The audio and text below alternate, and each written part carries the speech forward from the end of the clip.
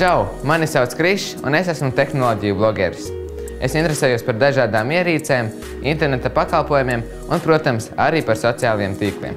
Ikdienā runājot ar saviem draugiem un klases biedriem, ir bieži nācies dzirdēt par dažādiem starpgadījumiem un piedzīvojumiem sociālajos tīklos. Bet ziniet, ja paskatās uz tur ievietoto saturu, nav jau arī nekāds brīnums.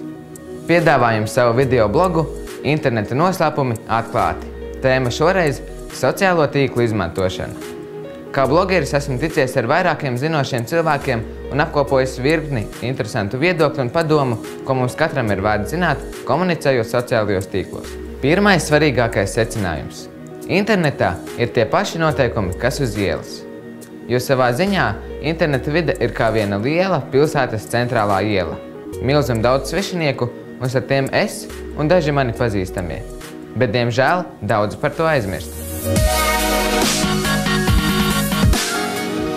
Vai mēs ejot pa ielu ar draugu pārunāsim tā skaļi visus notikumus, kas mums ir bijuši, teiksim, sūtīsim draugam blakus stāvošam savu mājas durvju kodu vai pateiksim, ka man zem akmeņa stāv atslēga vai teiksim, kad mēs esam prom vai nē, tad internetā principā ir tie paši noteikumi, kas uz ielas neiet pie sarkanās gaismas, neuzticēties pilnīgiem svešiniekiem.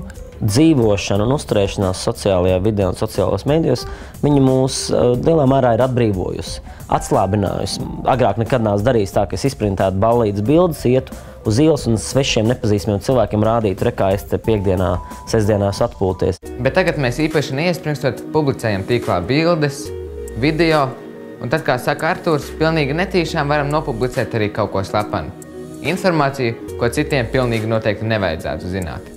Mēs paši ievietojot informāciju internetā, mums ir pašiem jāizvērtē, cik ļoti šī informācija daudz atklāja par mums, jo būtībā informācijas un attiecīgi fotografiju un video ievietošana internetā ir tas pats, kas jūs ielaižat svešinieku savā mājā, savā istabā, savā vidē. Ha! Mans tētis ir monētu kolekcionārs. Es teiktu, ka nevajag būt ļoti paranoītiskiem un domāt tā, piemēram, es baidos, man uzkritīs ķieģelis uz galvas, tāpēc es vispār neiešu uz ielas. Jā, nevajag tā varbūt darīt. Bet es taču nestaigāju pa ielu ar milzīgu plakātu, ja, kur es esmu norādījis savu dzīvokļa adresi, varbūt tās pat signalizācijas kodu un uzrakstījis, kad es nebūšu mājās. Jauniešu vidē ir aktuāli, teiksim, ir tāds portāls kā Foursquare un servis, ja, kur es atzīmējos, kur es atrodos. Ja es atrodos, tagad es esmu kafejnīcā, tad es esmu kino, tad es esmu universitātē. Ko tas nozīmē? Tas, teiksim, potenciālajam zaglim, ja, nozīmē to, ka es neesmu mājās. Šeit ļoti labi iedaras viena no Dari virtuāli, domā reāli klipiņu sērijām, kuras veidojas projekts Drošs internets kopā ar Zelta Ziltiņu. Jāuzmanās arī no neapdomīgu fotografiju publicēšanas.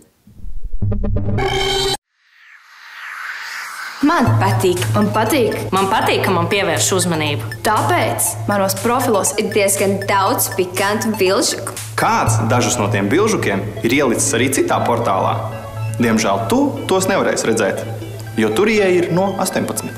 To, ko tu neliemētu pie afišu staba vai nerādītu mammai, nepublicē arī internetā. Dari virtuāli, domā reāli. Viena lieta ir sataisīt ziepes sev, bet pavisam kas cits ir nodarīt pāri līdz cilvēkiem.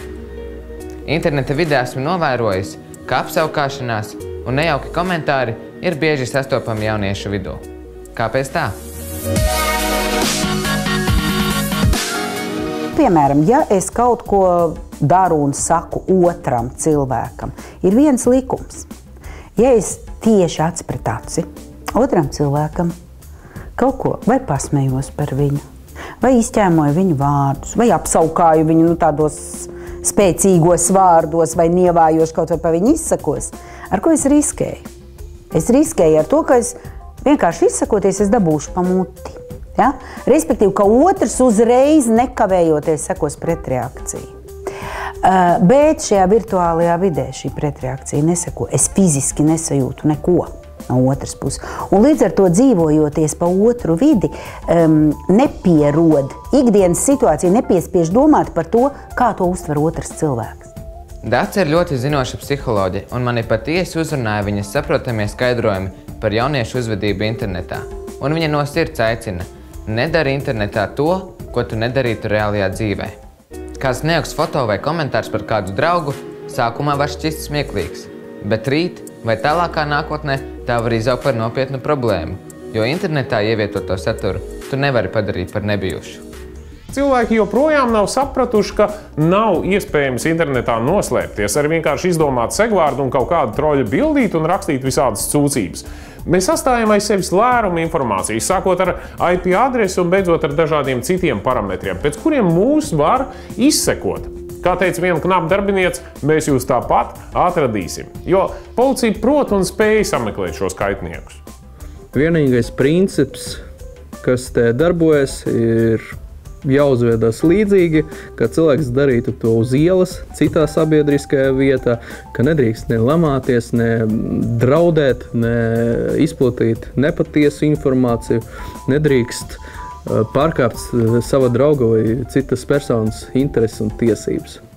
Kā man pastāstīja Valsts policijas kibernozieguma apkarošanas nodaļā, sūdzības par personu aizskaršanu internetā tiek saņemtas, un vainīgie patiešām tiek atrasti un aizturēti. Joki mazi. Pat, ja kāda ķengāšanās nenonāk līdz policijai, tu vienalga sev var izrakt pamatīgu bedri. Piemēram, darba devēja pieņemot cilvēku darbā, mēdz ieskatīties arī sociālajos tīklos. Darba devējs, līdz ko viņš saņem CV, viņš paskatās tur vienā, otrā, trešajā. Ja es tur esmu rakstījis muļķības, tad tas arī par daudz ko var liecināt. Es te piekdienas vakarā gāju un tur pīpēju zāli un vēl kaut ko darīju, un varbūt tad mani vairs neuzaicina uz to interviju. Varbūt tas bija gadu atpakaļ, kad es to ierakstīju savā Twitterī 4 naktī, kaut kādas tur stulbības. Jā, katram pašam ir jābūt uzmanīgam un jāsargā sevi. Starp citu, par sargāšanu un drošību runājot, eksperti man piekodināja sociālajiem tīkliem izmantot arī drošu paroli.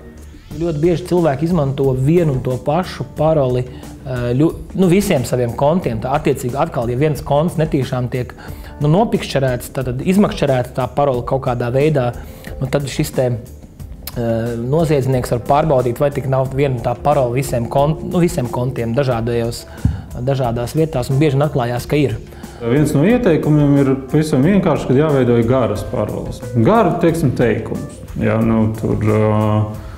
No sērijas Rīga dimd, kas to Rīga dimdināja. Tautas dziesma, ja mēs ieliekam visu tur komatiņu pa vidu un tur beigās izsaukuma zīmi, tur būs kaut kādi 70, varbūt pat 80 simboli.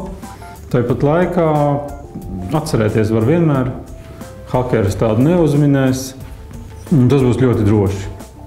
Man ļoti bieži stāstot par drošību vai par citām tēmām dažās lekcijās nākas dzirdēt no cilvēkiem frāzi: man reiz uzlauza draugiem LV profilu, un tad es uzreiz saku stop, neturpinam šo, jo nevienam profilu nelauž. Ja vien tu neesi kaut kāda Holivudas slavenība vai vēl kāds, kas ir dzirdēts, ka viņiem uzlauž profilus, lai iegūtu kaut kādu personisko informāciju. Visbiežāk šis te uzlauzt profilu pēdiņās patiesībā ir cilvēka paša neuzmanība vai vieglprātība. Iedodot profilu pieeju vīram, sievai, labākai draudzenei vai bērnam, kā arī kaut kur pie drauga vai publiskā bibliotekā, logojoties iekšā, nospiest pogu, atcerēties paroli vai neizlogoties ārā, vai vienkārši paroli pierakstot kaut kur uz portatīvā datora līmlapiņas. Tādā veidā pakļaut sev riskam.